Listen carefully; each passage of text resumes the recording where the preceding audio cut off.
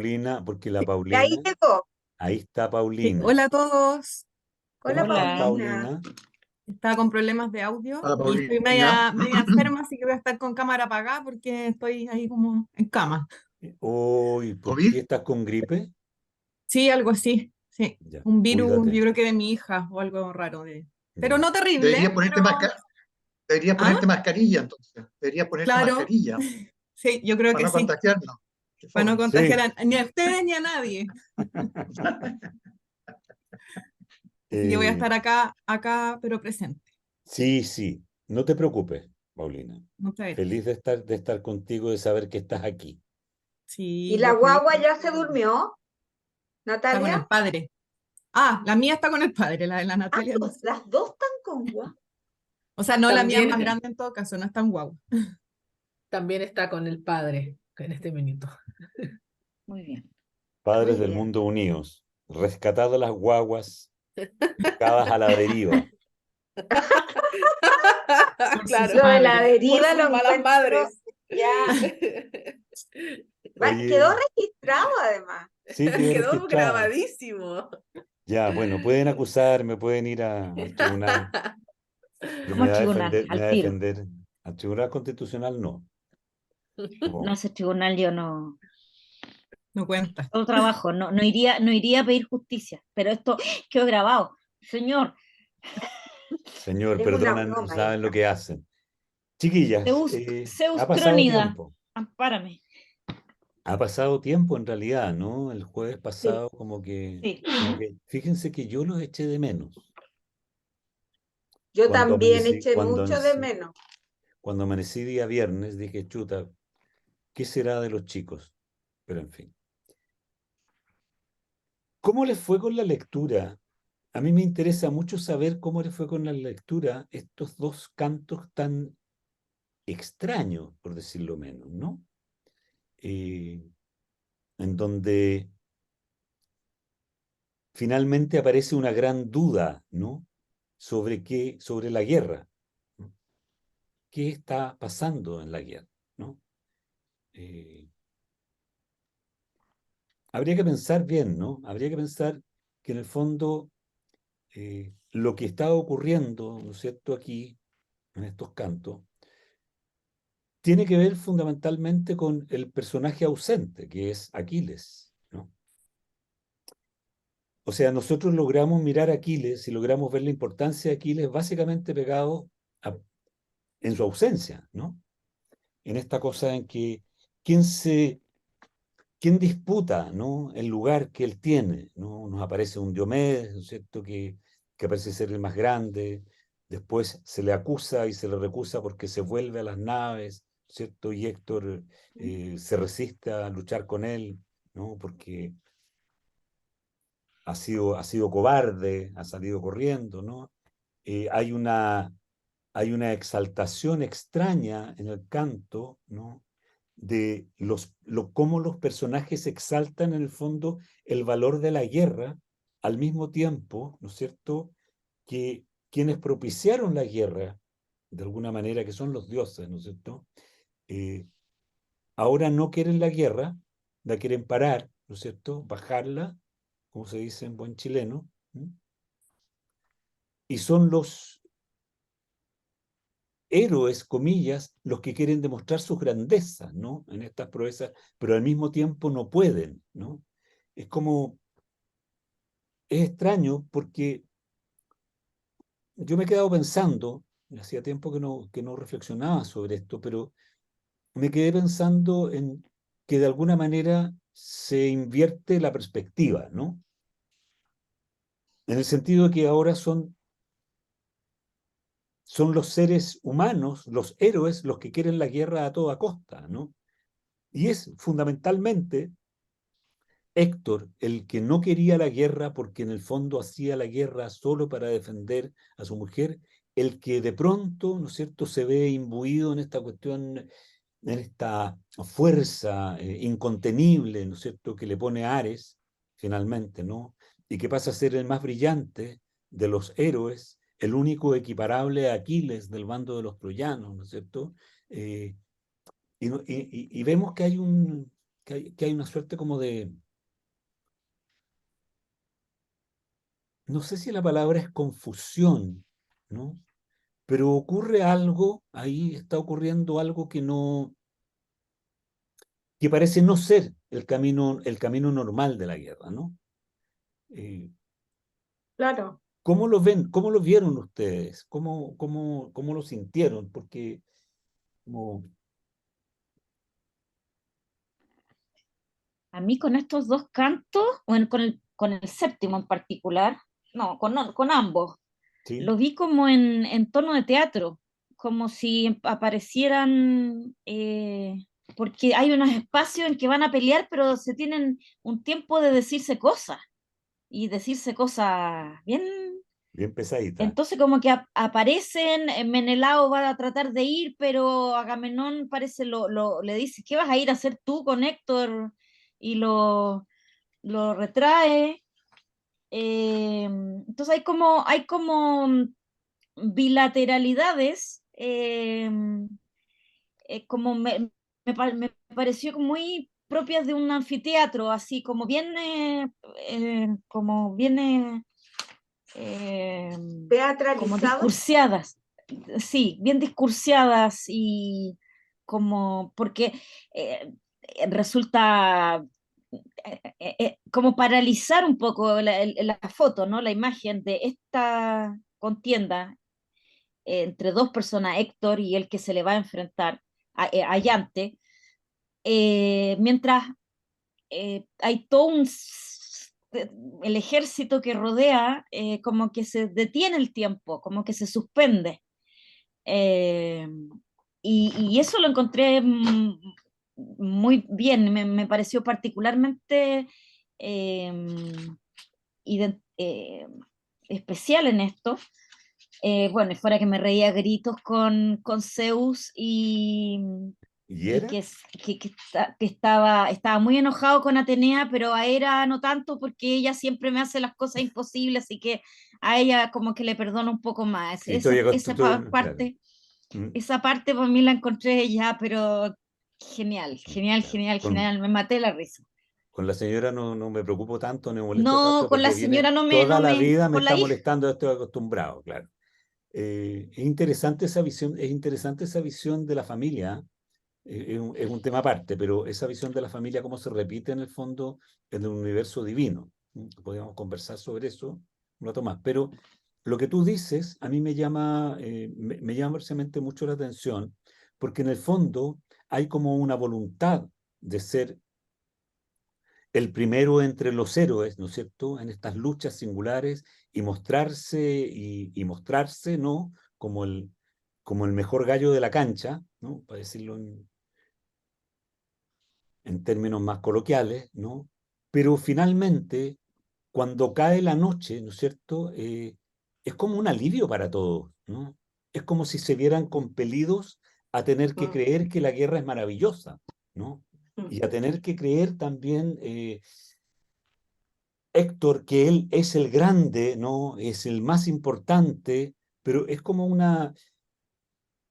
si hubiera habido una alteración en la percepción del entorno, ¿no? Como tú bien dices, esto como de parar, ¿no es cierto?, la pelea, transformarla fundamentalmente en rencillas verbales, ¿no? La bravata de Menelao, no, yo tengo que ir, pero en fin, oye, es mucho más joven que tú, no vas a poder, es como una bravata, mutati mutandi, es como en las bravatas de los curados en los bares, ¿no? Así como, déjame que yo le pego, ¿no? ¿No? Es como esas peleas que son peleas que se van a pelear, pero que no terminan nunca de pelear, ¿no? Porque no empiezan, ¿no? Y en ese sentido es como, en ese sentido decía yo como la necesidad de mostrar, ¿no? Demostrar que soy bravo, demostrar algo, demostrar una imagen, ¿no? Que no es la que en el fondo se desea. Por eso digo, hay una suerte como de trastrueque, ¿no? Y los dioses, claro, sí, está enojado Zeus, está muy enojado con su hija porque quiere armar la pelea de todas maneras, ¿no es cierto? Él quiere tranquilizarse, en el fondo es como parar esta farsa, ¿no? Es interesante la postura de Zeus ¿no? En este asunto, porque pareciera ser, por lo que uno va leyendo, ¿no es cierto?, que Zeus es el menos interesado en la guerra. Pareciera que a él en el fondo no le interesa, él tiene, bueno, dice la Ilíada, ¿no es cierto?, que Príamo y Héctor son muy queridos por Zeus, ¿no? Y también quiere a Aquiles y los quiere a todos. En el fondo se perfila una divinidad un poco más universal, ¿no? Y aquí son las mujeres las que están más bien en la pelea. Es extraño, ¿no? O sea, Atenea y Hera por un lado, Afrodita por el otro, Apolo también, ¿no? Pero es extraño que en el fondo, como que la guerra no tuviera sentido, ¿no?, mirándola desde ahora, ¿no? No tuviera sentido eh, porque es como una pelea que no tiene base real, ¿no?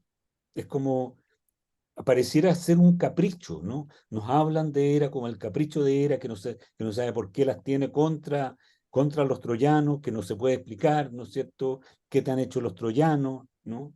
No se sabe, ¿no? Es como, eh, es como decir, esta guerra es una guerra inútil. Dime, Sergio. Sí. A mí una de las cosas que me llamó la atención también, como un poco que yo le vi enlazado a lo mismo que están diciendo, digamos, es eh, cuál es la idea de hacer esta guerra en el trasfondo, digamos, cuál es la voluntad de guerra, por así decirlo. O sea, y a mí me llamó la atención esa escena en que la pelea entre Héctor y Allante, parece que era, ¿Sí? no me acuerdo, en Sí, que finalmente deciden suspenderla, ¿cierto? Claro. cierto.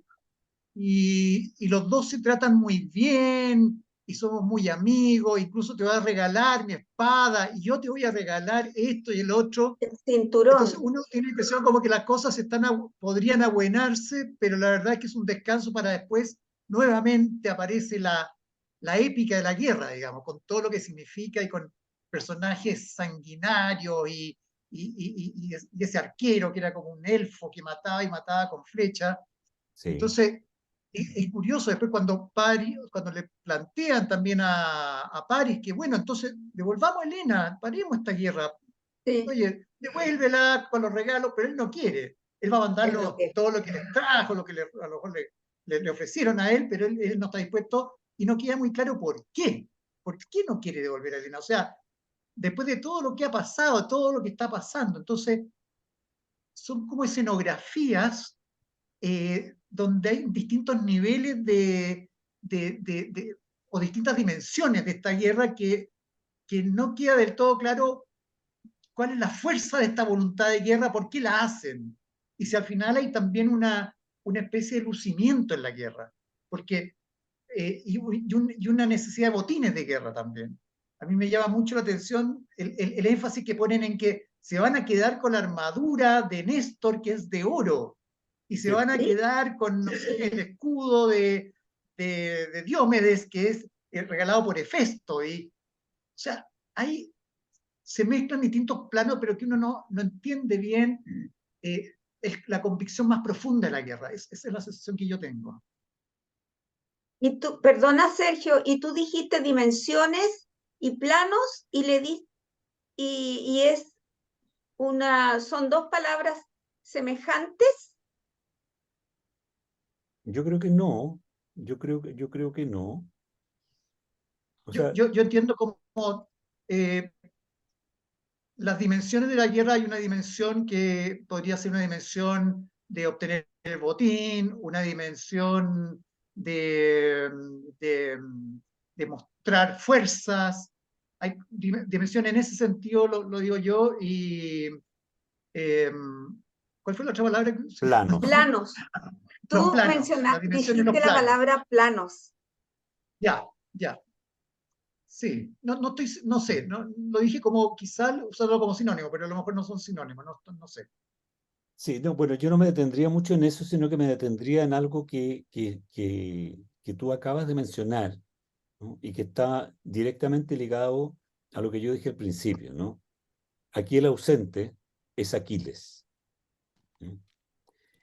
Y también está ausente, aunque no nos importa porque es un personaje muy, no diré ni terciario ni cuaternario, sino un mínimo minimorum, pero que sin embargo a mi juicio es uno de los más importantes, que es el contrahecho Tersites, que son los que dicen la verdad.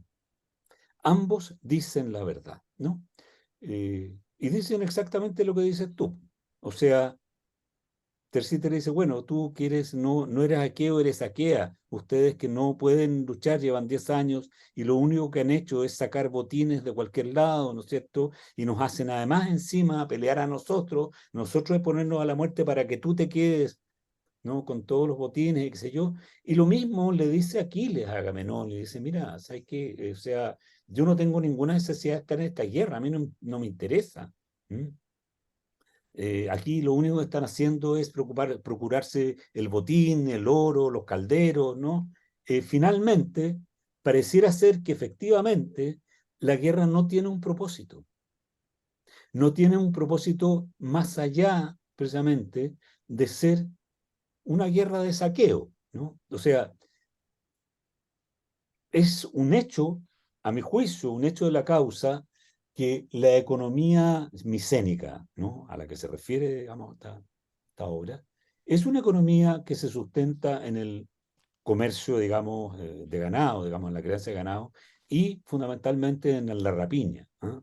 Se parece mucho, tiene muchas similitudes a la civilización vikingo-normanda, digamos, ¿no? Que efectivamente consistía toda su producción económica en hacer la guerra y saquear los pueblos costeros vecinos, ¿no? Y bueno, y algunos se fueron instalando, se quedaron instalados en Inglaterra, se quedaron instalados en Normandía, se quedaron instalados en el sur de Italia, ¿no es cierto? Y en varios otros lugares, ¿no? Pero básicamente su economía central era una economía de rapiña, ¿no?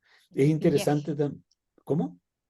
de pillaje. De pillaje, claro. ¿No? No, lo vimos eso en la Odisea, ¿no? Que es la primera acción que hace Ulises saliendo de Troya es hacer pillaje, con cierto, donde los cícones, ¿no? Eh, entonces también la guerra, pareciera ser que la respuesta de París es, si lo que les interesa a estos gallos son los oros, eso, ¿no? Pero la mujer me la traje yo la engatusé, la enamoré, la seduje, no, es mía, no es, a ella no la devuelvo, ¿no? París no es un guerrero, fíjate. Es interesante que París no es un guerrero, más bien los griegos tenían un cierto desprecio por los ballesteros y los arqueros, ¿ah? En esa época, porque no están directamente, no están en el riesgo de la bella muerte, ¿no? No son desafiantes de la muerte, ¿no? No van a vencer a la muerte, sino que matan desde lejos, ¿no? Un poco como Apolo, ¿no? Uno de los epítetos o advocaciones de Apolo es el que hiere de lejos, ¿no? Porque maneja las flechas, ¿no? Él con sus flechas, ¿no es cierto?, causó la peste en el campamento de los aqueos, ¿no es cierto? Eh, la flecha en realidad es una amenaza es una amenaza distinta a la de la pelea cuerpo a cuerpo, ¿no? Creo que gran parte del problema de estos dos cantos, en que en realidad aparece como este juego de los gallitos de pelea, ¿no? De que mira, ¿no? Y como tú bien decías, Fran, ¿no? Se lanzan pullas, ¿no es cierto? O provocaciones verbales, ¿no? En el fondo tiene que ver más con demostrar, con querer demostrar algo que serlo, ¿no? Vuelve a aparecer a mi juicio Aquiles como contrapartida, porque Aquiles es todo lo bruto que podamos querer imaginar, ¿no? Que sí lo es, ¿no? Pero, pero es lo que es. Él, O sea, si no hubiera estado enemistado con Agamenón por lo que pasó en el primer canto y en el segundo, y si es que Héctor hace la llamada a quien viene conmigo a pelear, aquí les va a pelear en serio, no va a pelear en más o menos. exacto. No, claro, va y va a ver negro o rojo, digamos, y se va a lanzar encima, porque esa es su forma de luchar. De hecho, es lo que le dicen, ¿no es cierto?, a Agamenón en el principio. ¿Ah? Yo voy y doy la cara, estoy el primero en la línea y tú te quedas en la retaguardia. Yo entrego constantemente mi vida y tú te llevas las mejores partes, ¿no? Él no reclama tanto eso del botín como sí el valor de la guerra, ¿no? Y aquí hay una cuestión que yo quería como señalar en relación a Aquiles, ¿no? Que yo creo que es el valor central, ¿no? Que nos lleva y que nos conduce por todo el poema y nos va a conducir hasta el final, ¿no? Que es la ausencia de Aquiles, ¿no? Pero que no es solamente la ausencia del guerrero, del buen guerrero, sino que hay una parte del mito del nacimiento de Aquiles que yo creo que hay que tomar en cuenta, ¿no?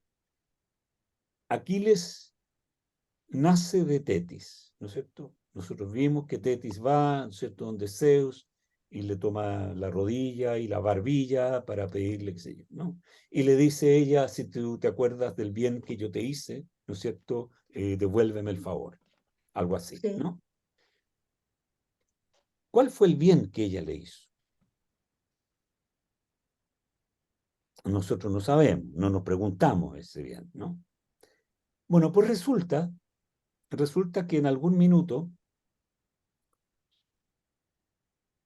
tuvo la contraposición de los dioses y estuvo más o menos arrinconado Zeus, ¿no? En peligro de que de alguna manera cambiara el orden de las jerarquías una vez más en el Olimpo, ¿no? La primera fue la caída de Urano, la segunda la caída de Cronos, y habría sido esta tercera, ¿no es cierto?, la caída de Zeus. Entonces, Tetis le ayudó, llevándole como ayuda a Briareo, o Briario, ¿ya? Que lo mencionan ahí, en algún minuto aparece mencionado, ¿no? Y que lo apoya en el fondo y que es el más fuerte de todos, es más fuerte que Zeus, ¿no? Y entonces logra restablecer el orden y logra salvaguardarle, digamos, ¿no es cierto?, el poder a Zeus. Pero aquí hay un paralelo y que me parece que es interesante mirar. Tetis se casa con el padre, ¿no es cierto?, de Aquiles, con Peleo, como una solución para mantener el orden dentro, ¿no es cierto?, del Olimpo. Ambos, o sea, Tetis era pretendida por Poseidón y por Zeus, ¿no? Ambos querían desposarla, ¿no? Pero ella estaba perseguida por una profecía muy importante, y es que el hijo que ella tuviera sería más poderoso que su padre. Es decir, tanto Poseidón como Zeus en realidad deciden que peligroso tener un hijo más poderoso que yo mismo. O sea, la memoria que tiene Zeus de haber sido más poderoso que su padre Cronos, ¿no? Y haberlo desbancado o derrotado en una guerra que además duró 10 años, ¿no? Entonces acuerdan con Poseidón casarla con un mortal, el rey, ¿no es cierto?, Peleo. Y efectivamente, claro, Aquiles no solo va a ser más grande que su padre, sino que además va a ser el más poderoso de entre los aqueos. Más poderoso en el sentido que va a tener más poder físico, él tendría la capacidad, Aquiles, si lo hubiese querido, de ser el rey de todos los aqueos, y es lo que le enrostra de alguna manera a Agamenón. Él, Aquiles, en el primer canto, ¿no es cierto?, no se somete de mala gana a Agamenón, pero en el fondo no le reconoce poder ni le reconoce autoridad. Simplemente no hace el golpe de Estado, si pudiéramos llamarlo así, ¿no?, para no comprometer el orden, digamos, que ya se ha establecido, ¿no? Y su forma de ir, su forma de manifestar el descontento es siempre con la fuerza, pero esta vez en sentido negativo, es decir, restando la fuerza que el ejército puede tener para que, ¿cierto?, reconozcan que es efectivamente el más fuerte y el que requiere los honores, que no se le pueden negar los honores que le ha estado pidiendo, ¿no? Y que de alguna manera, ¿cierto?, la quitada de Briseida mancilla, ¿no? Entonces, hay ahí un tema, ¿no? Entonces, estando fuera la pieza más fuerte de este tablero que es esta guerra, ¿no es cierto? Nuestros otros guerreros en realidad, y Homero de alguna manera lo insinúa, ¿no? Todos quieren ser brillantes, cual más, cual menos, y algunos son muy brillantes mientras no está Aquiles.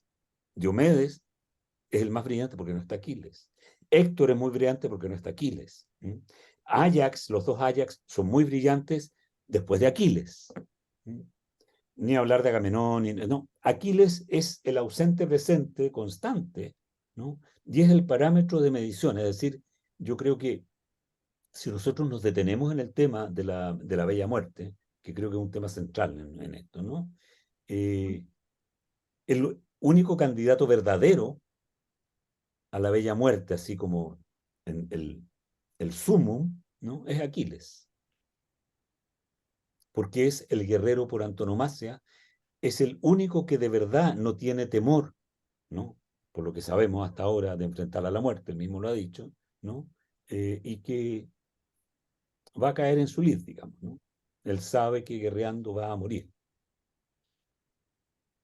Entonces, Y además, Pedro, y además Aquiles parece que no tiene un afán de bienes, o sea, no tiene un afán de tener cosas, de quedarse con el escudo de no sé quién, con la coraza de no sé quién, o sea, él es. él Los es, otros aspiran a ser. claro, él Él es, es el héroe y los otros son aspirantes a héroes, por claro, decirlo de una manera. claro, él es como la imagen, por eso digo, como la quinta esencia, ¿no es cierto?, del héroe, ¿no? El sumum, más allá, el non plus ultra, habría hecho mi madre del héroe, ¿no? En el sentido que él es quien es un guerrero nato, por nacimiento es el más fuerte y más potente que su padre, y por tanto, al mismo tiempo, por alguna extraña razón, el más potente de todos los aqueos, ¿no? De todo ese ejército que está ahí, que son miles, ¿no? Si nosotros contamos, fuiste tú, Nati, que nos bajaste, ¿no es cierto?, la cantidad de remos, remeros, barcos, velas y todo lo que había, son miles de guerreros, ¿no? Él es el mejor entre todos ellos, ¿no? Y los otros sí, son buenos, ¿no? Son buenos, o sea, pero claro, hay muy buenos jugadores de fútbol, pero no todos son Messi, digamos, o no todos son el Rey Pelé o Maradona, para decirlo, para aterrizarlo un poco, ¿no? Él es el mejor entre todos, ¿no?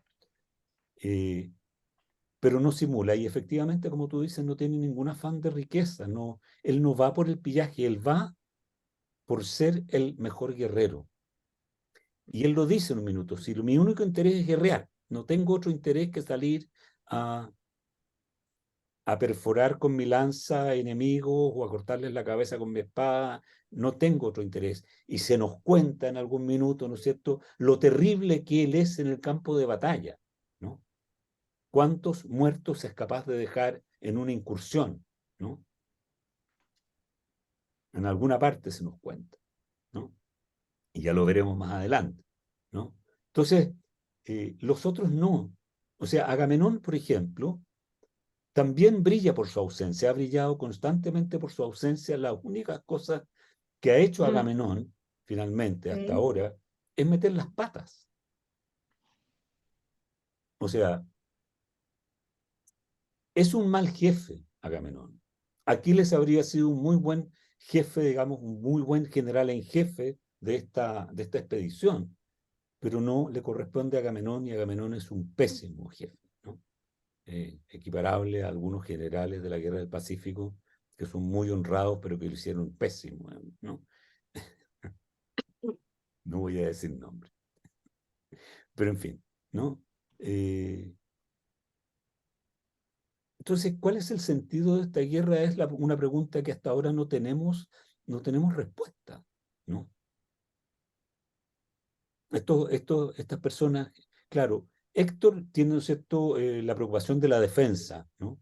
Su guerra en realidad es una guerra de defensa, aparentemente, hasta ahora, ¿no? Mm, Es mm. su preocupación, ¿no es cierto? Está pensando en la salvación de los habitantes de Troya, de su padre, de su mujer, de su hijo, ¿no? Pero ahora le pica el bicho no solo de echar a los guerreros, a los aqueos, sino que además campeonar de manera evidente ante los aqueos. ¿Mm? Le pica el bichito, digamos, del gran héroe, ¿no? Que era algo que aparentemente no le habíamos visto. Habíamos visto que era un gran guerrero, pero con una moral de defensa, más que una necesidad, digamos, de ser muy visto, ¿no? En mis lecturas de la Ilíada, ¿no?, que no han sido tantas como las lecturas de la Odisea, yo siempre pensé y he pensado, ¿no?, que la moral está del lado de los troyanos y al mismo tiempo la simpatía de Homero está del lado de los troyanos. Y creo que en estos dos cantos se produce un quiebre ahí. Ana María. Es que a raíz de lo de lo que planteaste anteriormente, sabes que con respecto a Agamenón, Mm. el contraste con Héctor, a mí se me apareció Héctor en estos dos capítulos como un gran líder, como o sea, un estratega militar. Mm. Hay 10, la guerra lleva 10 años y él sale a la cancha y dice, o sea, acepta las treguas, apacigua a la gente, lidera a la gente, le va a hablar a sus guerreros y, y los guerreros lo siguen. Sí, sí, es verdad, es verdad. Pero eso mismo que podría hacerlo alguien más, ¿cómo se dice? Cinetos, más Muy bien. Ah, sensato, ¿no? Por alguna razón, él comienza a ser arrobado por el espíritu de Ares, ¿no es cierto?, de la guerra, ¿no? Y empieza a transformar ese liderazgo humano, ¿no?, consciente y que es muy de Atenea, diría yo, ¿no?, que es como la sí, estratega de guerra, empieza como a pervertirse, ¿no?, en un espíritu más de Ares, es decir, en un espíritu de la guerra por la guerra, de la lucha por la lucha, del avance por el avance, ¿no? Que me parece que es aquello, ¿no?, que está en la base del concepto de la bella muerte, ¿no? O sea, creo que el concepto de la bella muerte, ¿no es cierto?, que es esta idea de vencer a la muerte en su propio terreno, digamos, ¿no? Es más una el resultado de un arrojo sin pensamiento, ¿no? Del león que se tira a la lucha sin pensar en una estrategia, ¿no? Cuando nosotros veamos, digamos, cuando en el momento en que Patroclo se lanza, ¿no es cierto?, que se va a lanzar en vez de Aquiles a la guerra, vamos a ver de qué No manera podemos lucha. evitarlo. Sí, no pueden evitarlo, ¿no? Vamos a ver de qué manera lucha, cómo se lanzan, ¿no? Son maneras de lucha muy irreflexivas, ¿no? Y hasta ahora teníamos un Héctor que era muy reflexivo, salvo aquí que dice, vamos, vamos, vamos a quemar las naves. mm, Es mm, como que, eh, como que si fuera invadido por un espíritu ajeno a él mm, mismo. mm. Sergio. Sí, no, yo creo, eh, porque no sé si Héctor sabe que por un lado está protegido, porque le tiran y le tiran lanza y no la chuntan nunca, o sea, Mm, impresionante, y porque además tiene un destino fatal que se va a cumplir inexorablemente, o sea que él va a morir en manos de Aquiles. Entonces, no sé cuánto de eso condiciona una actitud que es como cuando aquí, aquí no hay nada más que hacer, o sea, porque se sabe que, no sé, o no sé si lo saben los dioses o también los hombres, de que finalmente Troya va a caer, que van a ganar los aqueos. Eso está como, y lo comentan, y se sabe, y muchos no aceptan la paz porque la paz se sabe que van a... Entonces, es como cuando llega el final de los tiempos un poco también, este es el final de la guerra. El final de los tiempos es, aquí ya, esto va a terminar mal de todas maneras, entonces me voy a dar el gustito de que si termina mal, sabéis que va, aquí vamos a arrasar con todo, pero sabiendo que hay un destino. Y en ese sentido también hay una cosa que a mí me llamó mucho la atención, porque el tema del destino, ¿no?, es complejísimo, encuentro yo en estas lecturas. Sí. Porque, y es lo que tiene también de fascinante estas obras clásicas, que siempre introducen un nuevo elemento que a uno lo deja pensando. Sí. Porque lo que me llamó la atención es que esta escena en que Zeus pone una balanza de oro y pone los destinos de la muerte. No sé si la traducción es correcta, porque puede ser que la traducción no sea destino, pero los destinos de la muerte. Entonces, según donde se inclina la balanza, quiere decir que van a morir más, van a ganar más unos y van a perder otros. Así es. Pero Zeus es el Dios, o sea, es el Dios supremo. Entonces, ¿por qué hace eso Zeus? Qué raro, porque finalmente se supone que él es el que más sabe todo lo que puede pasar. Pero hay algo que va más allá incluso de los dioses, y eso a mí me dejó metido. ¿Qué es Pero este qué destino que va bien. más allá de los dioses? ¿Cómo los dioses no saben el destino? Claro. ¿O hay algo que es superior a los dioses en ese aspecto? O sea, en poder determinar qué ocurre con la vida, con el mundo, con las cosas, y sobre todo con los hombres, digamos. Ahí me quedé Es súper metido. fantástico. Mm. Mira, ese es un tema. Voy a escuchar primero a la Fran, ¿m? Y después y después vamos a tocar ese tema, que es un tema central y que también está absolutamente relacionado con esta especie de impasse de la guerra que son estos cantos, ¿no? Es como, Sí. dale, Fran. Sí, me quedé con la idea de que tú dijiste está invadido, Héctor, por un espíritu ajeno. Y voy al canto 7, verso 36, 37. Respondióle Apolo, el soberano hijo de Zeus: excitemos la potente furia de Héctor, domador de caballos, para ver si a alguno de los dánaos retan duelo singular, a luchar hombre contra hombre en atroz lid. Héctor en este momento está insuflado por Apolo, que a través de su hermano L, ¿no? Es que, en esta Sí. versión las tildes me tienen loca. Sáltatela. Porque uno de sus hermanos lo llama a que desafíe al más bacán de los aqueos, y entonces ahí donde entra esta cosa del más bien el ego del héroe, más que la defensa de su ciudad, de su mujer, de su hijo, como lo vimos en el anterior canto, en que él estaba preocupado y muy afectado por Andrómaca y su hijo. Exactamente, exactamente. Por eso te digo que hay un tema ahí que tiene que ver con la guerra. Yo no sé si es Ares, o sea, digo el espíritu de Ares, porque es el espíritu en el fondo que enceguece, que envía a la lucha enceguecido, ¿no? Atenea, Atenea tiene una particularidad como divinidad, y es que no actúa nunca enceguecida. Contrariamente a otros dioses, ella no actúa enceguecida. Ella es la reina de la astucia. Por eso su héroe predilecto es Ulises. Claro.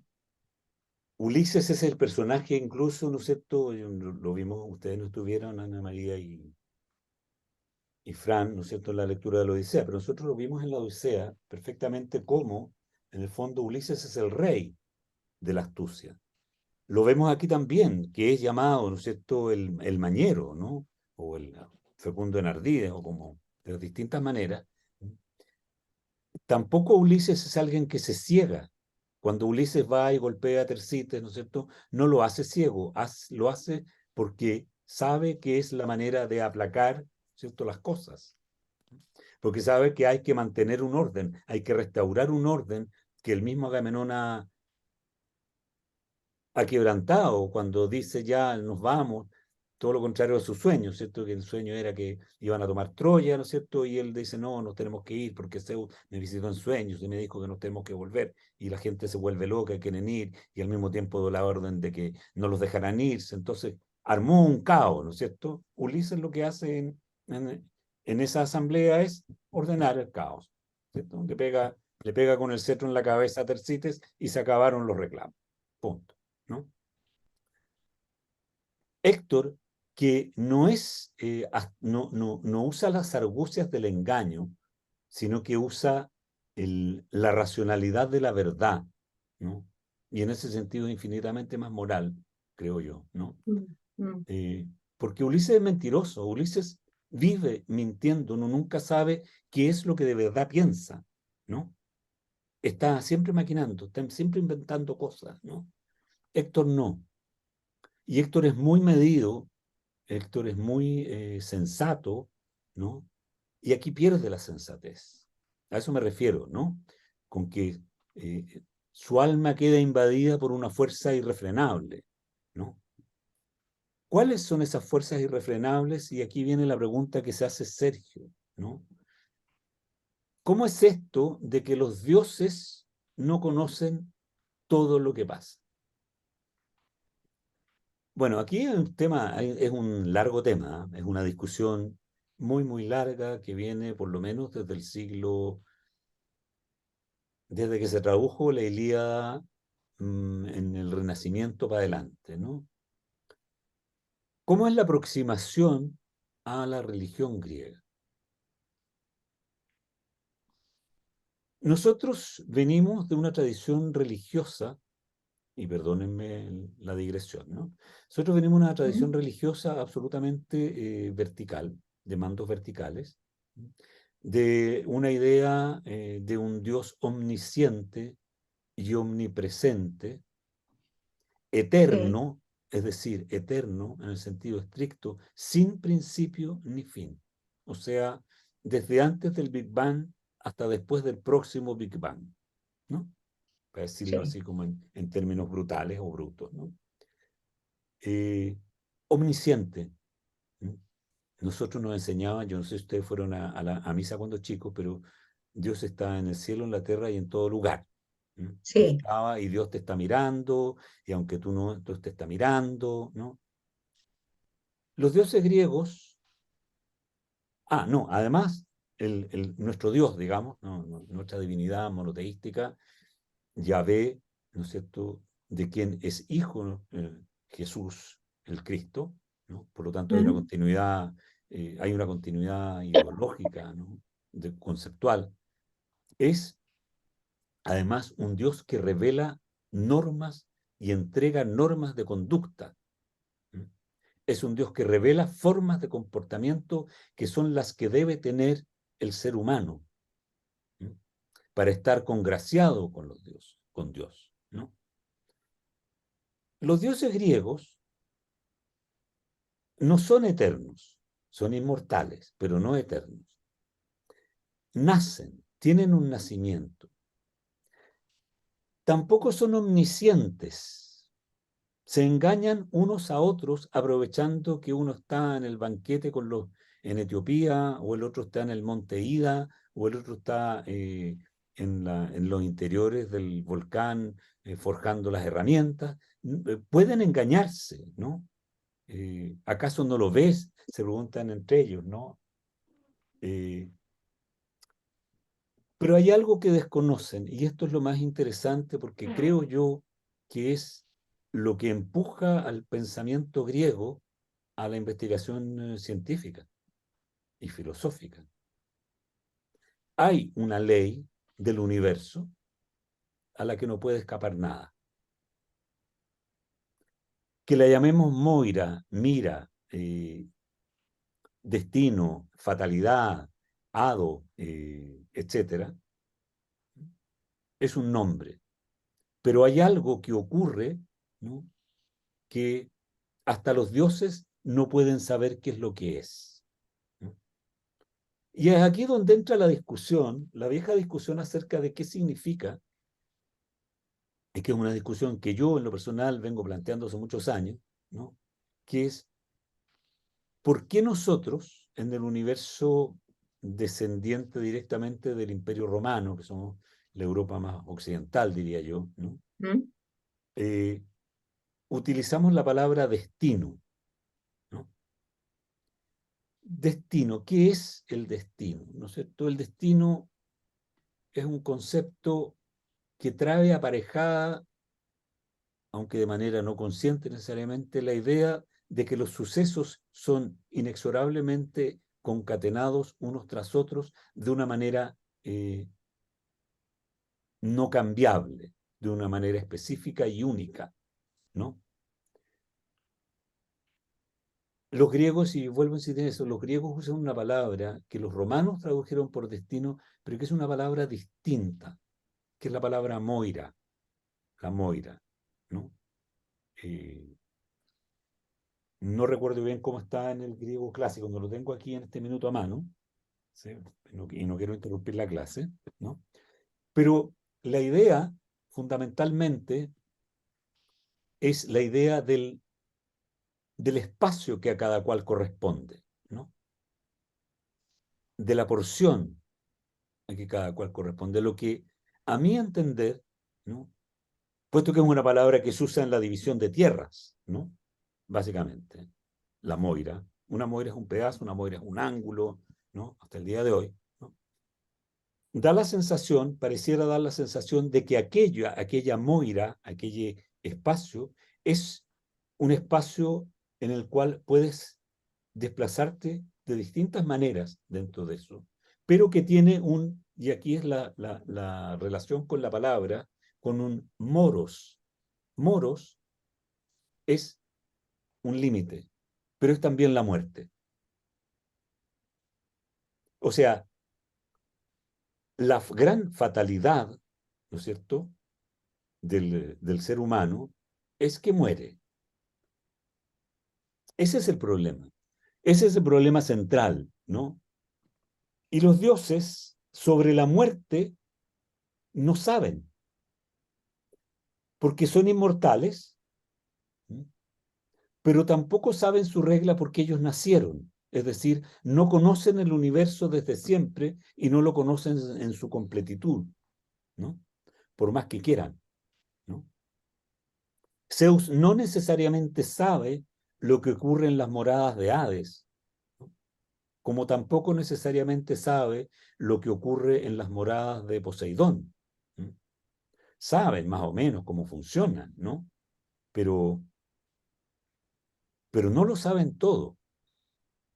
Hay algo para los dioses que es una incógnita y que tiene que ver con el funcionamiento del mundo y que tiene que ver con esta ley, que es la ley de los humanos, ¿cierto?, que es la ley de la muerte. Y es esa muerte, y aquí volvemos al inicio, ¿no es cierto?, a la bella muerte, y es esa muerte, ese destino implacable en ese sentido, y en ese sentido destino, en el sentido que es algo que por el solo hecho de nacer habremos de vivirlo, digamos, si es que se puede decir tamaña brutalidad, ¿no?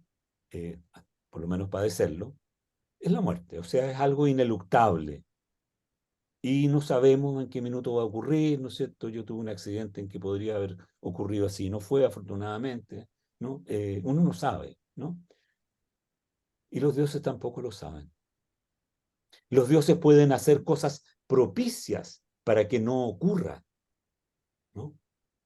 ¿Qué es lo que hace? Es lo que hace Apolo, ¿no es cierto?, que desvía las flechas que le están tirando a Héctor. Es Apolo el que las mueve, que las cambia, ¿no?, el que lo protege, ¿no? Puede evitar, ayudar a evitar, ¿no es cierto?, pero no puede saber exactamente cuál es el momento de su muerte, ¿no? O sea, de hecho, en varias ocasiones, ya nos encontraremos seguramente en algún minuto, ¿no?, los dioses no tienen cómo ayudar de verdad, ¿no? Tanto es así que han sido heridos por los humanos, ¿no es cierto? Vimos cómo había quedado Ares, que había quedado maltrecho. Vimos cómo le rasgaban la piel, ¿no es cierto?, a Afrodita, que salió arrancando porque su piel de manicure, ¿no? Era intocable. Pedro, Dime. pero porque en ese sentido el destino quizá tiene que ver con el final, como tú dices. O sea, se sabe que finalmente va a ocurrir la muerte. Exacto. Lo que pasa entre medio puede ser sujeto de matices, de distintas situaciones, puede, fin, etcétera. Pero lo inexorable es que al final se va a cumplir, qué sé yo, al final Edipo va a matar a su padre, no sé, Claro, o sea, el destino tiene como un sentido de lo que pasa al final, más que de todo el trayecto que se hace para llegar a ese. pero yo tendría cuidado en una cosa, Sergio, ¿ah? Yo creo que lo único, o sea, la idea de la Moira en los griegos, básicamente, es que lo ineludible, lo ineluctable, lo impajaritable, es que uno va a morir. Que el ser humano es un efímero, un mortal, ¿no? Como lo llaman, supuestamente los dioses lo llaman efímero, ¿no? Pero que no necesariamente las acciones que tú vas a acometer estén escritas. Esa visión de lo escrito, esa visión de que está todo signado en algún libro de manera incólume, es una visión romana. Y es una visión romana heredada por los romanos desde los etruscos, que eran un pueblo que son los inventores en Roma de los arúspices, los adivinos. Los arúspices eran los arúspices eran los que leían los vuelos de los pájaros, ¿no? Y entonces a cada rato alguien preguntó, pasó ¿qué significa ese vuelo de pájaro? Y decían, mira, era todo era explicable, todo, en el fondo lo que hacían los arúspices era decirte, te va a ocurrir esto, ineluctablemente tú no lo has visto, pero yo arúspice sé que te va a pasar esto. La visión del oráculo, de los oráculos griegos, ¿no?, es totalmente distinta. Heráclito dice de una manera muy, muy certera, a mi juicio, dice lo siguiente, voy a tratar de repetirlo así de memoria bien. Dice, el príncipe que está en Delfos no dice ni niega, da señales. Es decir, el príncipe que está en Delfos es Apolo, sin lugar a duda, ¿no?, que es el dueño del oráculo. No dice lo que tienes que hacer. Es un poco similar, mutati mutandi, a lo que puede ser el I Ching, ¿no? Que no te dice lo que va a pasar, te dice cómo debieses actuar tú si tú quieres algo. Son más bien pautas de funcionamiento moral, ¿no? Básicamente. Ahora, en tiempos más históricos, cuando los espartanos se tomaron el oráculo de Delfos, porque lo conquistaron algún minuto, lo tuvieron bajo su control, lo utilizaron políticamente, sin lugar a dudas, ¿no? Entonces hacían que los sacerdotes o las pitonisas dijeran cosas que eran favorables políticamente, ¿no? Como suele ocurrir en general con los adivinos, ¿no?, al final de los tiempos, ¿no? Pero esa no es una concepción muy clara en los griegos, ¿no? Sobre todo en los griegos del siglo VIII, básicamente. La relación de los hombres con los dioses pasa por tener banquetes juntos, por comer juntos, ¿no? ¿Y cómo comen juntos los griegos con los dioses? Hacen sacrificios y apartan en el fuego, ¿no es cierto?, los muslos con suficiente grasa. Grasa. Claro, y esto puede ser agradable a los dioses o no. No sé, no me acuerdo si en el canto séptimo o octavo, donde viene relatado precisamente que mandan, ¿no es cierto?, a los troyanos, precisamente le piden que hagan un gran sacrificio, qué sé yo, y que pongan el peplo, ¿no es cierto?, sobre el templo de Atenea, y Homero dice, pero los dioses no comieron No. el sacrificio. O sea, tincó nomás, ¿no? No los escucharon, ¿no? Entonces, mi parecer, ya esta es una visión totalmente personal mía, el universo teológico, ¿no es cierto?, griego, es un universo poco metafísico, diría yo, si se me permite el giro, ¿no? Que es un giro impreciso, ¿no? Pero poniéndolo en contraposición a la idea de las divinidades, digamos, monoteísticas, digamos, no pensando en básicamente Mohammed, ¿no es cierto?, en Alá, digamos, y en, y en Yahvé, ¿no? Que son realmente seres que están rodeados de misterios, de grandes misterios ineludibles, ¿no? Que son muy difícil reconocer. Imagínate que el templo, la sinagoga, tiene un lugar que es el Santo de los Santos, donde no se puede entrar, ¿no? Y que uno de los pecados de David aparentemente fue que en un momento de hambre tuvo que entrar al Santo de los Santos de la sinagoga para alimentarse porque había un pan consagrado, ¿no es cierto? Eso nosotros lo hemos heredado también, ese misterio, si tú piensas en lo que es el ritual de la comunión, en la iglesia ortodoxa, o en la iglesia católica, o en la maronita, o en la copta, ¿no? Hay un misterio ahí, uno tiene que creer que esa transustanciación sí ocurre. Es mucho más material entre los griegos. ¿Mm? Como los dioses griegos no se alimentan más que de ambrosía, ¿no es cierto? O sea, no tienen necesidad de comer. Se les invita a la mesa, pero ellos en realidad lo que comen es el humo, el olor del humo. Y si acaso quieren, sí, hay una materialidad ahí que es distinta, ¿no? O sea, si se plantea en términos de una comunión, se plantearía en una comunión con los dos en el sentido, estamos comiendo de la misma mesa. No hay una transustanciación de los dioses, hay unas transformaciones, ¿no? Se presentan, no sé, pues, como Néstor se le presenta, ¿no es cierto?, aquí a Agamenón en el sueño, o como se le presentaba, ¿no es cierto?, a, a Odiseo, ¿no es cierto?, Atenea disfrazada de pastora, o qué sé yo, ¿no? Pero no hay una... Pero, ¿y cómo, perdona, cómo se podría denominar esta sociedad? Porque yo pensé, esto no es una teocracia, ¿no es cierto? Porque la No, teocracia es como de los sacerdotes con los dioses, pero aquí los héroes están estrechamente ligados a los dioses están presentes todo el tiempo, incluso los ven, los escuchan, de alguna manera han sido escogidos por los dioses, son descendientes de los dioses. ¿Cómo se llama esa sociedad que tiene esta imbricación entre los guerreros, reyes y dioses? mira, no sabría decirte cómo se llama, ¿no?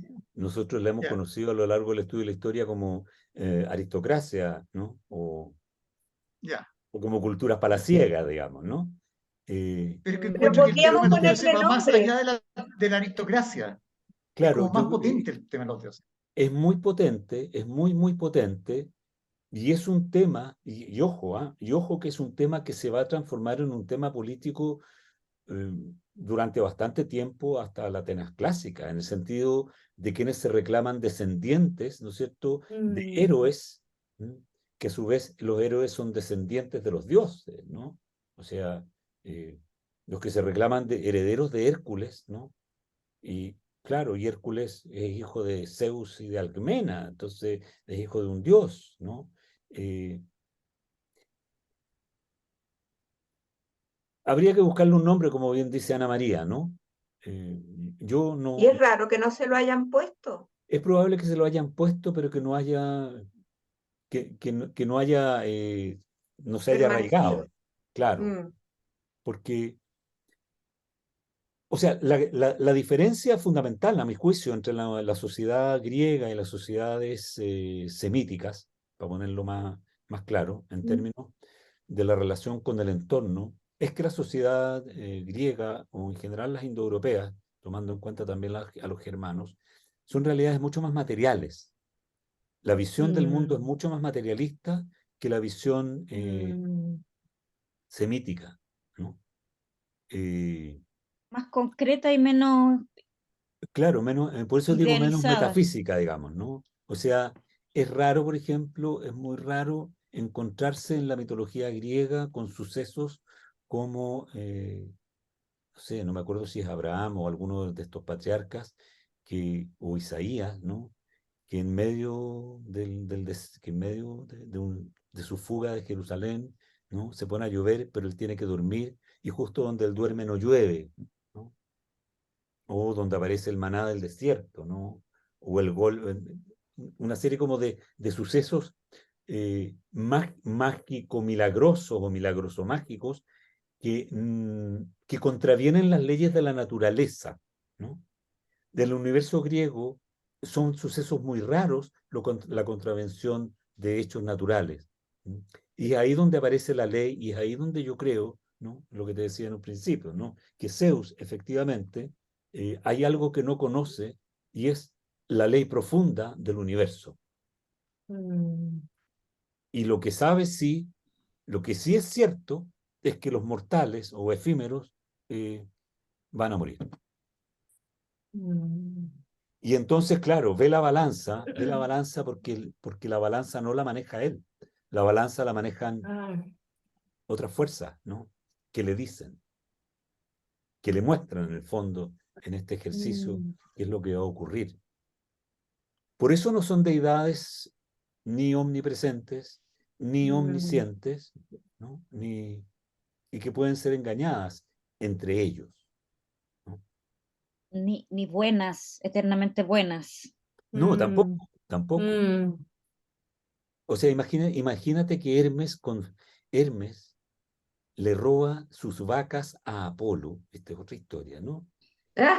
Y lo engaña, Apolo no se da cuenta hasta el final, porque se inventa Hermes unas huellas de palo y hace las pisadas para atrás. Entonces le hace perder el camino a Apolo que anda buscando sus vacas. Mm. Entonces, qué omnisciencia puede tener? Ninguna. Claro. Eso nosotros no lo podríamos entender en el universo, ¿no es cierto?, semítico. O sea, cuando Dios se revela, Sí. se revela. No, Claro. O sea, la imagen más potente es Moisés en el monte Sinaí, sí, Mm. se le revelan los mandamientos y esculpidos Las en tablas. piedra. claro, Ujú. claro. Y la zarza que no se consume, ¿no es cierto? Que está Como ahí y es la voz de Dios, ¿no es cierto? Dios le habla directamente, le habla desde los cielos, desde esa nada, ¿no es cierto? Es Ujú. la naturaleza la que le habla. Pero estos dioses, para hablarle a un mortal, tienen que transformarse en, no sé, pues en tercites, en alguien para ser Mm. mensajeros, ¿no? Incluso entre ellos, en este canto que acabamos de leer, y no me acuerdo si en el anterior, ¿no? Es Iris la que va y les dice a Hera y a Atenea, oye, Zeus está enojado, se va a enojar y las va a castigar, ¿no? Claro. tan Va en tan. serio. Sí, Las penas del infierno, Sí, pues. les dice Zeus. Entonces, tremendo. pero es a través de un mensajero, ¿no? Dime, Nata. Sí. Oye, es que a mí me llamó mucho la atención justamente esa parte del último capítulo que leímos esta semana, cuando, cuando Zeus está súper enojado y manda a Iris, justamente, eh, y las manda, estaba súper enojado, que las devuelva, que les va a romper el carro, que en 10 años no van a poder recuperarse de los dolores, de las todo roto y quebrado. Y dice una frase que me quedó así como muy wow, porque, porque Zeus dice que la de claras pupilas, o sea, Atenea, sabrá cuán penosa es la lucha contra el padre. Y como que me dejó como, oye, qué interesante todas estas reflexiones también, o sea, todas estas partes también sobre la familia, sobre esta familia de dioses, ¿verdad? Que Zeus le dice eso a su hija, porque también es súper arquetípico el de la hija o los hijos rebelándose contra los padres, pero además la relación de Atena con Zeus es como o sea, de todos los que leemos aquí, porque todos los dioses son como entre ellos hermanos, esposos, primos, a la vez es hermana y a la vez es esposa, como era con Zeus, ¿no? Que son Sí, hermanos y además esposos. Pero Atena con Zeus es hija, solo hija solo de hija, él. solo hija. Entonces es una relación súper particular también, ¿no? Porque ella empuja y quiere y se involucra en la guerra, pero Zeus la saca. Entonces me pareció como una Sí, relación como súper interesante también, como se va delineando eso, ¿no? Mira, bueno, hay ciertas sí. jerarquías, ¿no? Hay ciertas jerarquías y Ujú. la familia olímpica, digamos, tiene relaciones que se repiten en varios textos, ¿no? O sea, la encontramos en la Odisea, la encontramos en los textos de Píndaro, etcétera, ¿no? Atenea es la hija predilecta de Zeus, la predilecta. ¿Por qué? Por una razón muy sencilla. Porque Atenea nace de su cerebro, nace de su cabeza. Oh, Y Atenea nace de su cabeza porque es hija, bueno, es hija Atenea de Metis, ¿no? Que es la inteligencia astuta, ¿no? Y Zeus. Pero el oráculo le ha dicho a Zeus que que la hija de esta mujer va a ser más poderosa que él. Y entonces él se come a Metis, pero Metis está encinta. Y entonces Atenea crece en el cuerpo de él y a la hora de nacer le nace del cerebro. Por eso es que es astuta, por eso es que es tranquila, por eso es que es guerrera y lleva la égida del escudo, ¿no? ujú. Eh, y puede usar ella también el escudo de Zeus, de hecho se lo toma en algún minuto, ¿no? En algún minuto ella va y se pone las armas de Zeus. Claro, Sí, sí. Ella eso es es la hija, tremendo, ¿verdad? sí, sí. Ella es la hija predilecta.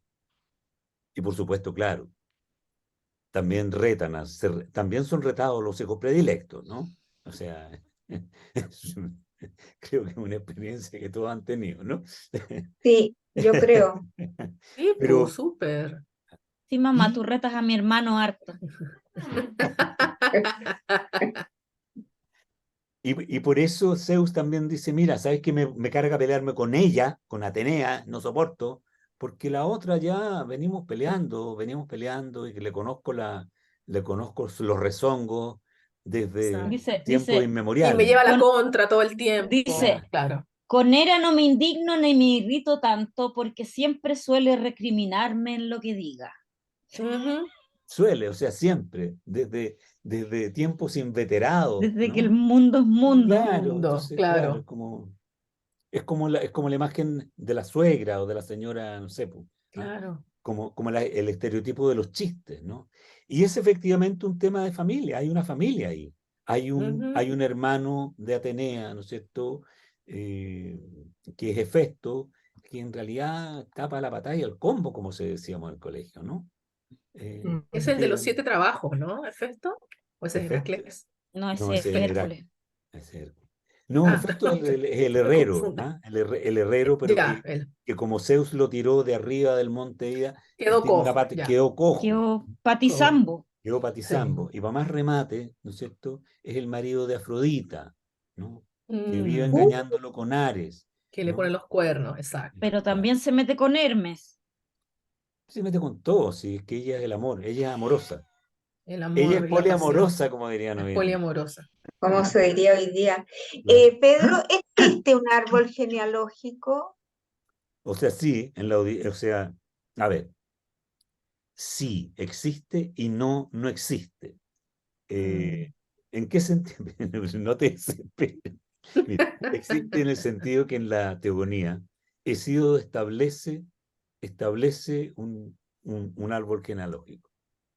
Lo que pasa con la mitología griega, y por eso yo desconfío en general de los diccionarios, es que se va transformando y reformando por distintas versiones, ¿no? Entonces, de pronto, una divinidad es hija de A y en otra versión es hija de Z. Y en ambas se sí. complementan, ¿no? Y después viene todo el cuento mitológico sistematizado en Alejandría, ¿no? En la época Mm, helenística, en Sí. que las cosas son un poquito más mágicas y un poquito más idílicas, ¿no? De ahí vienen los mitos más famosos que nosotros conocemos, vienen de la época helenística, el mito de Eco, ¿no es cierto? El mito de ¿cómo se llama este? De Narciso, pues. ¿Cómo se llama este? No me acuerdo. Tan narciso soy que no me acordaba. Y no existía el test de ADN. No, claro, exacto. Disculpa, solo una pequeña interrupción, Sergio, disculpa, me metí, me colé, pero es que lo que acabas de decir, Pedro, todo esto, Zeus y comiéndose a las esposas y matando y no teniendo aquí por el miedo a que sus hijos sean o hijas sean más poderosos que él, pero eso es algo inherente a tener hijos, o sea, tus hijos van a ser más bacanes que uno, o sea, Lucas espero que sea más bacán de lo que fuimos su papá y yo. Eso es naturaleza de la paternidad también, ¿no? Que tus hijos te superen. Claro, Sí. pero el ¿Por problema qué con ese miedo plasmado ahí en el mundo Qué olímpico? interesante. porque Súper. en el fondo, y es algo que nosotros observamos a lo largo de la historia humana, ¿no? En el fondo, los poderes tienen necesidad de Mm, rigidizarse, perdón, ¿no? mm, Y establecer espacios de no más variación, ¿no? Eso ocurre tanto en la historia del arte como en la historia política, como en la historia de varias cosas, ¿no? ¿No? El Sí, movimiento revolucionario de los surrealistas, que fue maravilloso, sigue habiendo surrealistas hasta el día de hoy, que además se transforma en una doctrina. Tú no puedes ser de otra manera que como nos dijo Bretón, por ejemplo, ¿no? mm. Eh, los gobiernos, las revoluciones sociales, ¿no? Se transforman inmediatamente en sistemas congelados, ¿no? El, yo creo que gran parte del problema, ¿m?, tiene que ver con el miedo al cambio, porque el cambio significa muerte. Entonces, ¿qué Mm. mejor, ¿no es cierto?, que tratar de establecer una forma de relacionarse que sea siempre la misma, que no haya cambios en la estructura de las jerarquías, ¿no? Ese es el miedo de Zeus, porque como él lo experimentó y él lo hizo, él sabe Claro, perfectamente que puede ser hecho. Mm. Es la, Claro. es la historia del poder, Él ¿ah? destronó a Cronos. Él destronó a Cronos y lo destronó de manera salvaje, además, ¿no? Eh, entonces, Tremenda idea, Pedro, el tema del poder. es el tema del poder, pues el tema, es o sea, súper interesante eso.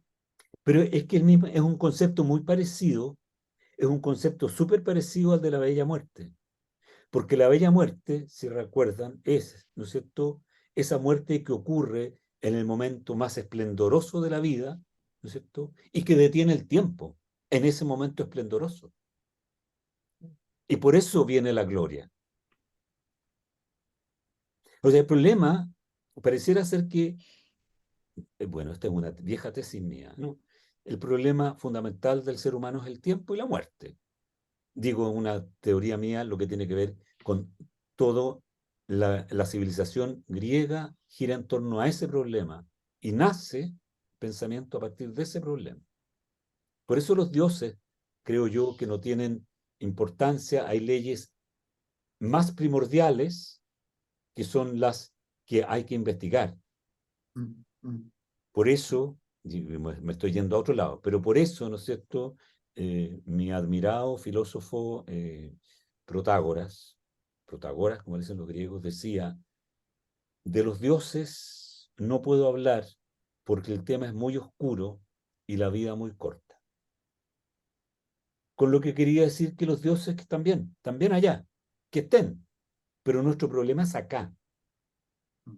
Nuestro problema es con la muerte, con cómo nos organizamos, cómo vivimos, ¿no es cierto? Ese es básicamente el tema, ¿no? Para ellos. Y eso es lo que se refleja, o sea, eso está ya en la Ilíada, ¿no? Mm. Por eso, por eso es tan importante, a mi juicio, el personaje de Héctor, porque es muy humano, es mucho más humano que estos otros, Mm. diría, estos otros vándalos, habría dicho mi padre, ¿no? Porque son unos vándalos que van a la guerra así como cualquier cosa. Mm. Sergio, te quedaste Está detenido, mudo. ¿no? Te quedó mudo, Sergio. Ahí estás. Ahí volví. No, otra cosa que como más Se quedó mudo de nuevo.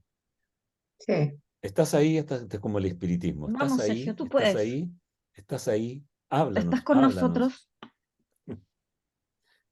Se va.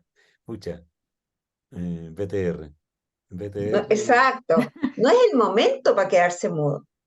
no es el momento de quedarse mudo. ¿Escuchaste, Hagámosle Sergio? así, hola. Estábamos justo esperando a ver qué nos decía.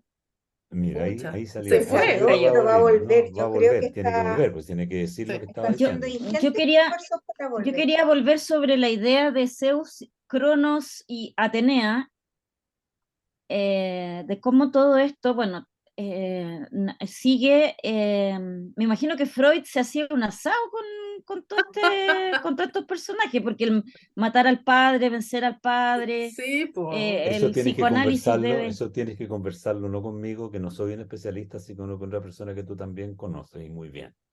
Qué pena que no Sí. vino a la sesión de hoy. Retomemos el tema, Fran, la próxima Sí, semana. pero sí, Ya, Me propongamos, sí. parece. O sea, me parece muy bien que retomemos el tema, porque creo que está entre los temas centrales, ¿no? Es decir, Súper. Aquiles es una visión de eso, ¿no? Mm, Bajada a la tierra, ¿no? O sea, Aquiles es el más poderoso y es nacido el más poderoso por el miedo de Zeus o el miedo de Poseidón, ¿no es cierto?, a tener un hijo más poderoso que ellos. mm. Esa es una cuestión que está presente ahí, ¿no? En cómo se maneja esa sociedad, ¿no? Y ese Y hijo que iba a ser muy poderoso, igual queda con su talón, ¿no? Con ese flanco ahí queda con y ese la flanco, debilidad expuesta y al alcance. ¿no? Y además queda marcado de que va a tener una vida corta, que es el Ujú, llanto de su exacto. madre, una vida Sí, muy, po. muy corta, ¿no? Claro. Gloriosa y corta, es Ujú. decir, la bella va a muerte. cumplir mejor que nadie con ese precepto, ¿no es cierto?, de la bella muerte. Mm, Pedro, a mí me gustaría leer unas líneas del ¿Ya? canto octavo, las ¿Ya? líneas 31 y 30, 51 y 52, ¿Ya? que a mí me dejaron así, que es una escena cinematográfica. ¿Ya? Refiriéndose a Zeus, dice, en cuanto a él, después de haberles dicho a todos los dioses que no se metieran en absolutamente nada de la guerra, dice, en cuanto a él, se sentó en las cimas, ufano de su gloria, mirando la ciudad de los troyanos y las naves de los aqueos. ujú.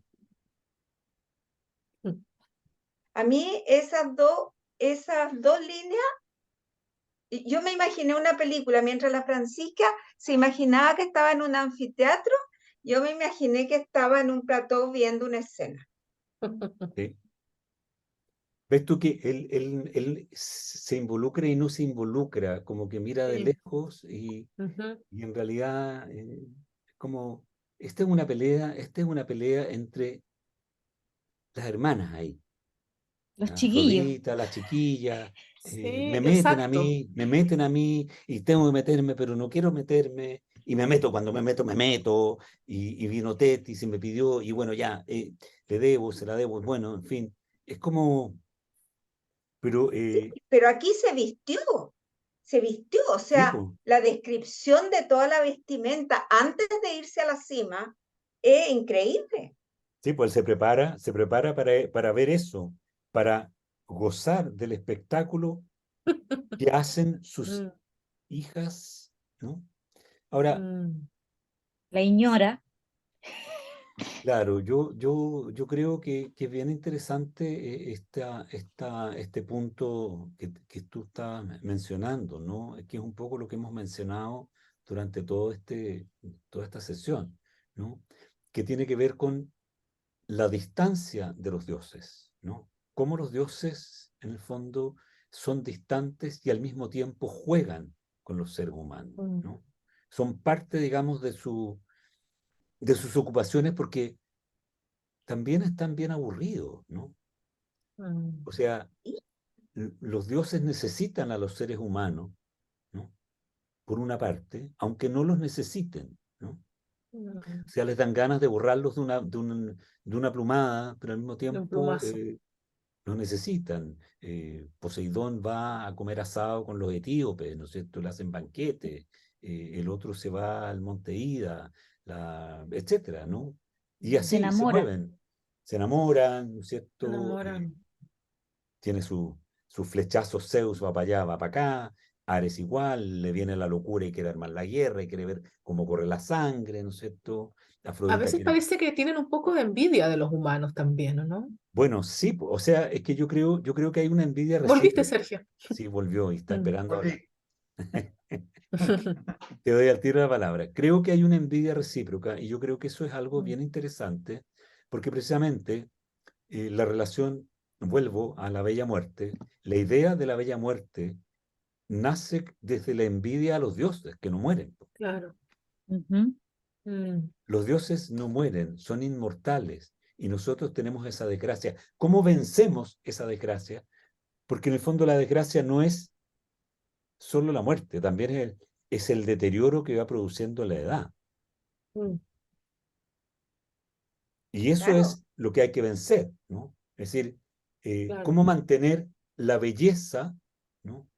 Por eso la muerte no es bella porque sea bello morir, sino que la bella muerte porque se muere en el momento más bello de la vida, en que se es Mm, más bello, en que se es más pujante, etc. Don Sergio. no, había otro aspecto que también encontré bien sorprendente, que es el momento en que aparecen los comerciantes de vino y Ah, se produce este alto en la guerra, aparecen y les venden vino y se produce ¿verdad? una especie de normalidad y les cambian. Es como una foto del comercio de la época, lo encontré bien Sí, tienes especial en el momento que razón. aparece, que es muy curioso. sí, sí. Bueno, eso da ¿Sabías a cuenta qué un me poco. recordó eso, Sergio? Todas esas interrupciones así en la guerra, no sé si ustedes leyeron, me imagino que sí, Asterix, cuando están en Bretaña y a las Sí, 5 de la tarde detienen la guerra para tomar té. ¿Sabes qué? Perdón, Pedro, pero yo me acordé mucho de eso tú leyendo sabes que esto. uno de mis grandes referentes es Asterix. No, Totalmente de acuerdo, yo hasta increíble. antes de leer esto, la base de toda mi sabiduría del mundo antiguo era Asterix. Pero bueno, ahora estoy adquiriendo otras referencias gracias a Pedro, pero amo Asterix. Sí. Yo también soy fanático de Asterix. Yo No, Fanatiquísimo. aprendí porque uno podría francés. pensar que si están en la guerra podrían haber saqueado Claro, este barco con vino, ¿para qué le van a estar comprando? Entonces es claro. curioso que se produzca una especie de vida normal en la mitad de la guerra, es Total. como especial. Sí. Es que ahora, ah, si saquean el barco, no vuelve otro barco. Se quedan sin vino para la Oh, próxima. claro, había que Claro, mantener yo las creo que por ahí formas, va la claro. cosa. O sea, Claro. que es Exacto. ahora, asegurar ¿cómo que era claro, cómo era el tema de las provisiones para todo ese contingente de gente, de Impresionante. barcos, de dónde venían? De los Sí. saqueos. Bueno, bueno, Digamos, parte central de la economía de guerra, en ese caso, son los saqueos. O sea, los saqueos no solo son saqueos para obtener bienes de lujo, digamos, oro, bronce, ese tipo de cosas, sino también para obtener alimento, ganado sobre todo, ¿no es cierto? Algo de grano, ¿no? Vinos y mujeres. En eso consiste el saqueo. Es decir, si uno como tema final, digamos, si uno lo piensa bien, la guerra de Troya tiene que haber tenido indudablemente como hecho histórico una causal bien importante, ¿no? Pero que debe haber sido no solo no el saqueo propiamente de Troya, sino la ocupación de Troya en tanto que puesto estratégico para el Claro. control del canal de los Dardanelos, ¿cierto? Hoy en día Bósforo, ¿no? Mm, Eh, que permite entonces el pago de peaje, etcétera, ¿no? Es decir, es una puerta de entrada a un universo de comercio que se enriquece por los impuestos, ¿no? Yo creo que va por ahí, ¿no? Ahora, mm, es muy probable que esa guerra haya sido un desgaste económico muy grande, muy mm. grande para los reinos micénicos, que eran reinos que vivían del pillaje, ¿no? Y eso puede haber producido un debilitamiento que permitió la entrada de los pueblos del mar o algunas otras fuerzas, digamos, bajadas del norte, y que terminaron destruyendo los palacios. O, a partir de la misma causa, hay unos historiadores que sostienen que el fin del imperio micénico de la civilización micénica podría deberse a la hambruna provocada precisamente por el desequilibrio económico a raíz de la guerra de Troya, y entonces el alzamiento de los campesinos que termina quemando los palacios y qué sé yo. Nunca se sabe, no se sabe, pero en ambos casos lo que se sostiene es que hubo un empobrecimiento económico a raíz de la guerra, si es que efectivamente la guerra existe. Entonces, en fin, es un tema que queda pendiente porque vamos entrando, digamos, vamos entrando en lo que es más bien una concepción de mundo, ¿no? Que va más allá, digamos, vamos viendo cómo se van concatenando distintas cosas de las que habíamos partido, ¿no es cierto? Como la Bella Muerte, que parecía un dato ahí, la empezamos a encontrar ahora, empezamos a encontrarla aquí en esta ausencia de Aquiles, ¿no es cierto? En esta ausencia de Agamenón también, ¿no? En este desorden, ¿no? En cómo ese espacio parece ser que puede ser ocupado por otro, insuflado por un Apolo que está, en fin, ¿no? Que se come la sínesis, ¿cómo se dice? La sensatez, ¿no? Héctor. De Héctor, ¿no? Nos vemos el jueves. Nos vemos el jueves. Que Namaste. tengamos una 9. semana, que tengamos una semana lo menos acontecida posible. Ojalá, ojalá, como dijo el Guaso. Mira que no quiero ni Reflexiva. reflexiva. Reflexiva. Los que podamos Sí. ser reflexivos, los que no pueden ser reflexivos están hasta Invoquemos sujetos. a Hay que ¿Quién? invocar a Atenea, hay que ¿No invocar a Atenea? Atenea, a Atenea con Atenea su no. inteligencia. Porque si En no, todo caso, una mujer. sí, Sí. ¡Wow! sí, muy bien, Quedó muy bien. registrado. Chicos, Oye, ha estuvo sido estupendo. Estupendo. Súper. Oye, qué qué bueno que lo gracia, pasen bien. qué cantos y qué reflexiones demasiado interesantes. Ay, qué bueno que les Muchas guste. gracias a todos, a Gracias, Pedro. Pedro. Gracias a No, todos. Gracias, gracias a todos, porque sí. estamos pensando en conjunto. Y tú, Paulina, mejórate, cuídate. Gracias. Pobre, sí. Sí, sí, cuídate. Es que ahora en septiembre como que viene la nueva ola de resfríos, ¿no? Como Sí, empezando la primavera, otro además cambio de estación. ahora que bajaron la máscara y nadie anda con mascarilla y el metro está atestado y todo. Y hace Pisco sour cada frío. 8 horas, Paulina. ¿Cómo? Pisco sour cada 8 horas. Ah, me gustó. Si va a conducir, no tome. No, me voy a quedar aquí acostadita, tomando acostadita. Ya, chicos, que estén Oye, muy, estuvo muy bien. linda la sesión de hoy Sí. día. Yo me había Ah, perdido súper. las últimas dos y de verdad muy, muy bonita. Qué Muy bueno, Sí. porque bueno que te Sí. gustó. Estuvo muy Sí. buena a pesar de las ausencias. Sí, pero bueno, Es verdad. Somos Nos reencontramos la buenos próxima todos. semana todos. Sí, que estén muy Gracias. bien, Namaste. descansen. Que estén muy bien. Chao. Chao, Chao, chao. buena semana. Chao, Chao. chao. Gracias, igual, chao.